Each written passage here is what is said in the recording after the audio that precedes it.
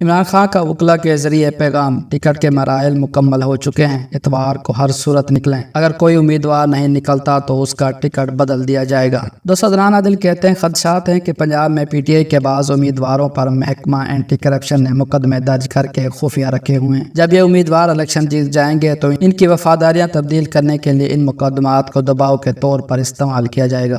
دوستو انتظار حسین پنجوتا کہتے ہیں وقت نے ثابت کیا کہ ترین بنیادی طور پر ایک نیچ انسان تھا جو قائد عمران خان کی ٹیم میں ہونے کا حق بھی نہیں رکھتا تھا۔ محترمہ بشرا بی بی کی ذات پر حملہ عمران خان پر حملہ ہے، اور اس حملے نے ثابت کر دیا کہ طاقت اور اقتدار اور ذاتی کاروباروں کے دوام کے لیے یہ کسی بھی حد تک گرنے والے لوگ ہیں۔ ایک پردہ خاتون کی کردار کشی کر کے اقتدار نہیں ملے گا، البتہ ذلت و رسوائی کی گارنٹی پکی ہے۔ دوستو ہارون رشید کہتے ہیں عمران خان کی ٹانگ میں درد شروع ہو گیا ہے جہاں گولی لگی تھی۔ نون لیگ اور جمعیت علماء اسلام کے لیڈرز کہتے رہے گولی نہیں لگی، ڈرامہ ہے۔ دل جب پتھر ہو جائے تو ایسی گفتگو کی جاتی ہے۔